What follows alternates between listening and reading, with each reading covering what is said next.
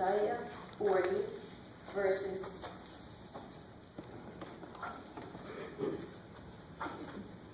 14 through 7. 28 through 31. Have you not known? Have you not heard? The Lord is the everlasting God, the creator of the ends of the earth. He does not faint or grow weary. His understanding is unsearchable. He gives power to the faint and the weary, and strengthens the powerless. Even youths will faint and be weary, and the young will fall exhausted. But those who wait for the Lord shall renew their strength. They shall mount up with wings like eagles. The second reading is Luke 24, verses 1 through 12. But on the first day of the week, at early dawn, they came to the tomb, taking the spices that they had prepared. They found the stone rolled away from the tomb, but when they went in, they did not find the body. While they were perplexed about this, suddenly 2 men in dazzling clothes stood beside them. The women were terrified and bowed their heads to the ground. But the men said to them, "Why do you look for the living among the dead? He is not here, but has risen. Remember how he told you while he was still in Galilee that the Son of Man must be handed over to the sinners and be crucified, and on the third day rise again." Then they remembered his words, and returning from the tomb, they told all this to the 11 and to all the rest. Now it was Mary Magdalene, Joanna, Mary, the mother of James, and the other women with them who told this to the apostles. But these words seemed to them an idle tale, and they did not believe them. But Peter got up and ran to the tomb, and stooping and looking in, he saw the linen clothes by themselves. Then he went home, amazed at what had happened. The word of God for everyone. Thanks be to God.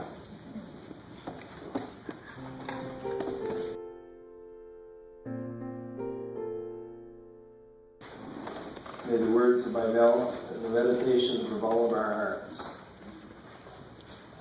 be acceptable in thy sight, O Lord, you who are our rock and our Redeemer. Amen. I wonder if you had been one of those women going to the tomb that morning, what you would have had in the back of your mind. What would you have been thinking about? I'm guessing that what they were wondering is, how in the world are we going to roll away the stone? It was a huge stone that would be rolled in front of, basically the tomb was in the rocks, had been carved out of the rock. And so the stone would have been a big one, and one that was rolled and then into a spot. So it would have taken considerable muscular power. They're in their grief. They have gone to anoint the body because it was too late on Friday before the Sabbath began, which is in the evening in the Jewish sense, Jewish understanding, but our Friday evening. And the body had not been anointed, so they're there. And the first surprise of Easter is when they get there, the stone is rolled away. Now, a lot of us at times have had surprises. And sometimes it is because we look at something and it looks like a huge rock ahead of us, a big stone to roll, and we don't know how we're going to even move it. We lose a job. What are we going to do? The doctor's office calls and says, "We went in for just a routine checkup. I need to see you immediately. Get in here." And you have impending surgery. because of a very negative diagnosis. And it's a rock. Somebody that you've lived with all your life dies. How are you going to face the rest of your life? Is it going to be, as Caitlin Thomas said when her husband Dylan Thomas, the poet, died, and she wrote the book, it was just leftover life to kill. And those, you know, the more we think about those rocks that have to be moved, the bigger they get. One of the surprises is somehow we live with that diagnosis. It doesn't cripple us. We somehow move on, not easily, without our partner who's been with us all of our lives. But those very things that we felt we never could handle, or another job appears, whatever it might, and the surprise is those rocks that we put in front of us are movable. In that passage from Isaiah, it says, have you not heard about our God? You know, he gives us, we can mount up with wings like eagles. There's times in our life when we fly. I mean, I don't mean if you're high on drugs, I just mean you just fly. Because things are so good. It's kind of like the beginning of a running race. Do-do-do-do-do. You're doing great. And then you run and you're not weary. You put on the miles. Life goes on. But then the greatest part of that passage is it says that we shall walk and not faint.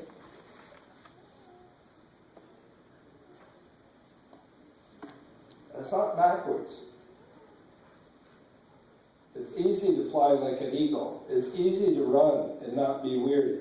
But when it's hard is when life comes crushing down on you.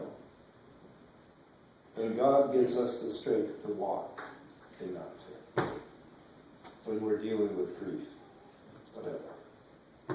Those rocks, they're removed. The second thing, when they went there to the tomb, and they were getting ready, as you know, to anoint the body, and they were greeted by two men, two angels, if you will, and said, what are you looking for? Well, we want his body. What have you done with it? Because they had gone to anoint the body. And it wasn't there. I wonder what my reaction would have been there. Somebody steal it? Who took it? Did somebody, you know, why would they want the body of Jesus, my Lord? And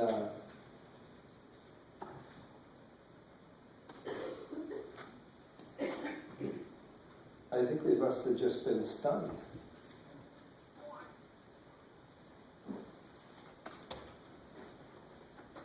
What has happened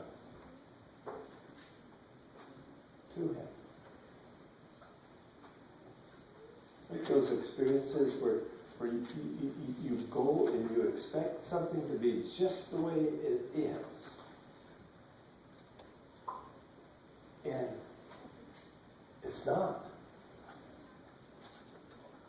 You know, I've talked with hospital workers from time to time, and I've had the experience myself when someone has said to me, you know, so-and-so is on their last breath.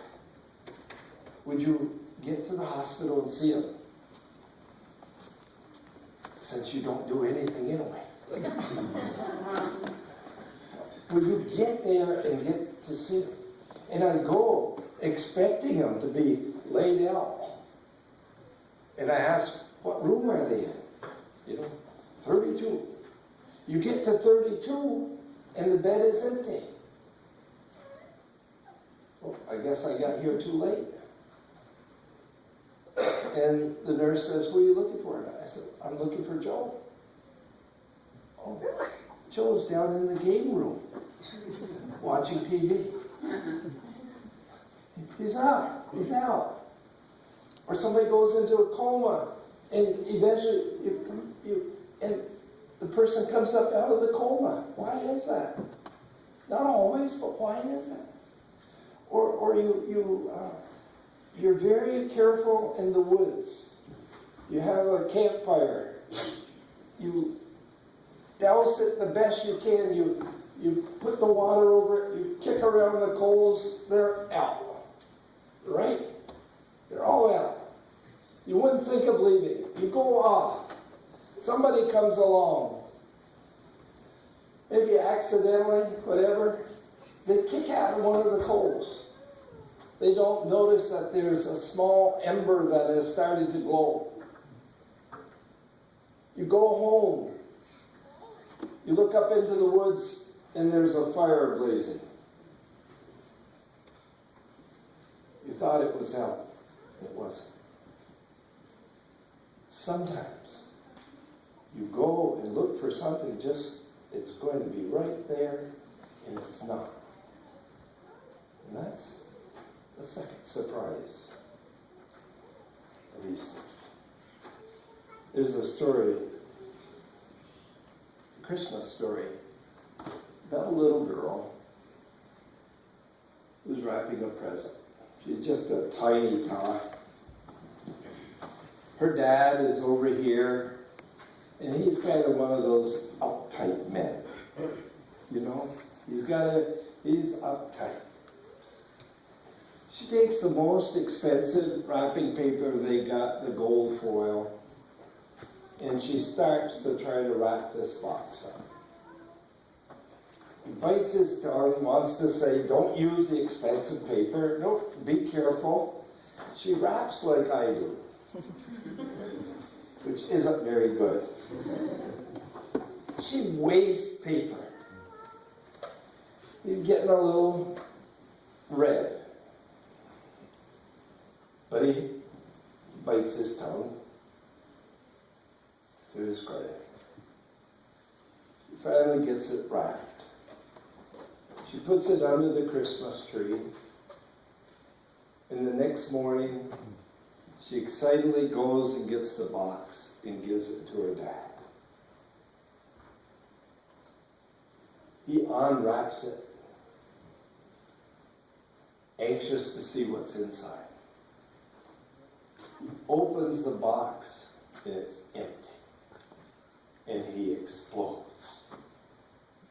You don't give empty boxes for Christmas to anybody. Shame on you. Shame on you. And tears begin to roll out of her eyes. And she said, but Daddy, when I wrapped it, it was filled with kisses for you.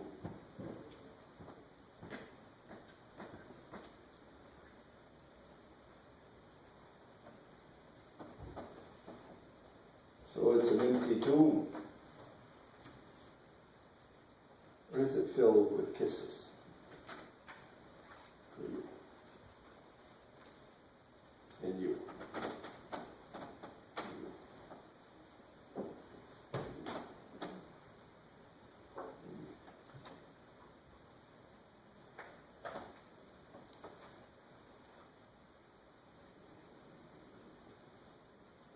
Then the angel said, he's risen. He's gone before you. I expect that if I heard that for the first time, I would say, what in the world does that mean? He's risen. How can anybody be risen up from the dead? How can that happen? And yet, if anybody was going to be raised up, if we looked at what Jesus did on the cross on the Friday before, just in terms of his own life, on that cross, as he'd been beaten and whipped, one of the first things he says as he's nailed up there on the cross dying, he said, Father, forgive them, for they don't know what they're doing. He rose above hate.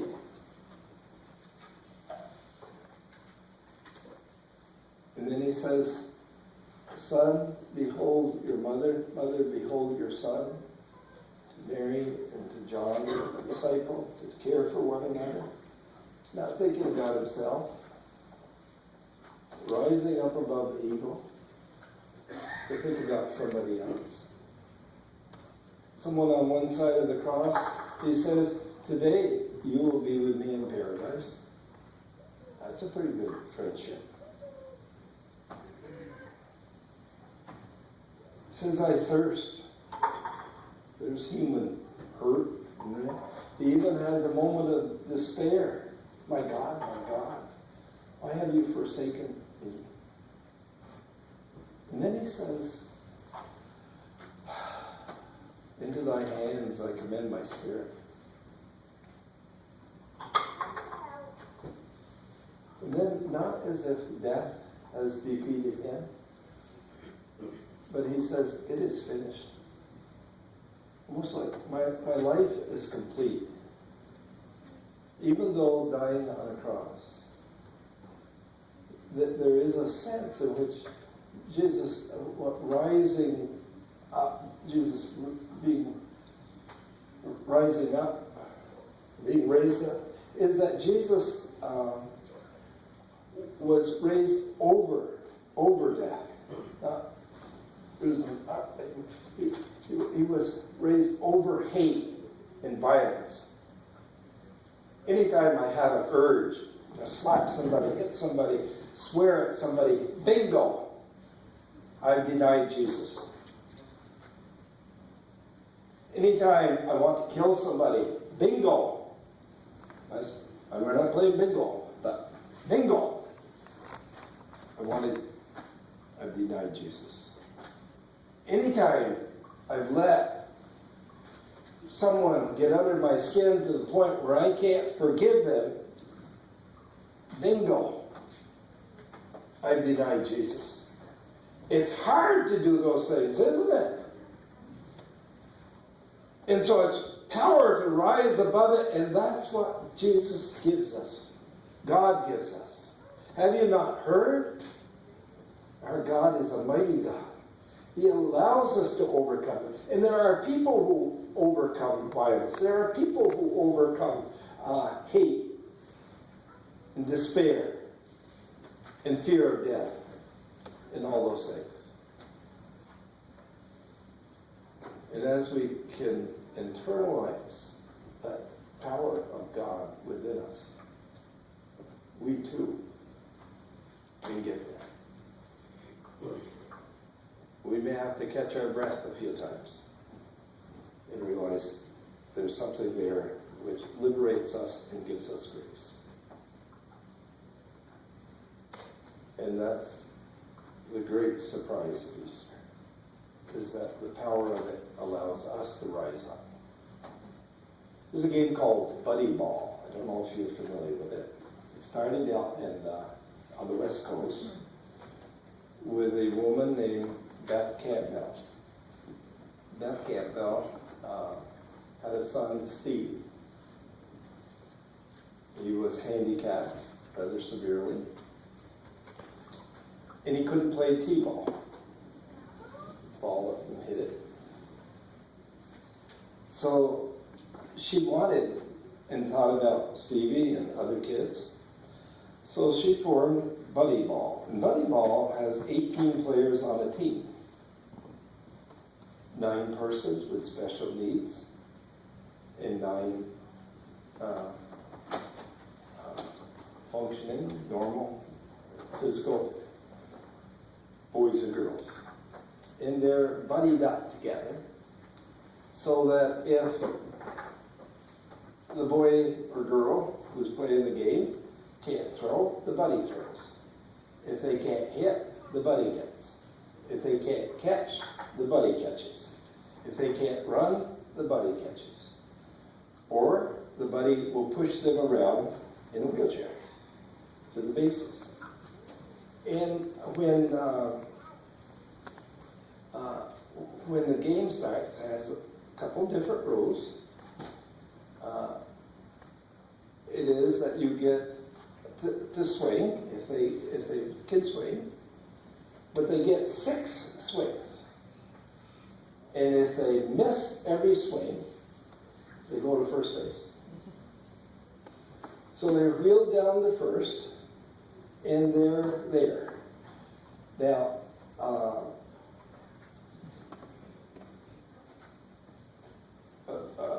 speaker was telling about buddy ball once to a group, and a therapist was there. And the therapist said, "That's ridiculous. You shouldn't teach a game like that to anybody. That's crazy. You can't be liberated that way." And got right in the man's face, and he was red and angry, this therapist was.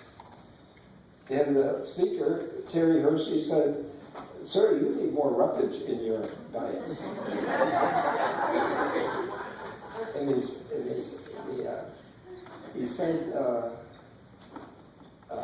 in the newspaper, which was writing about it, said that when you see the kids play this game, there's unmitigated joy on their faces. They can play a game. They can play baseball. And they're so thrilled to be able to do that. They're liberated. When her son Stevie plays,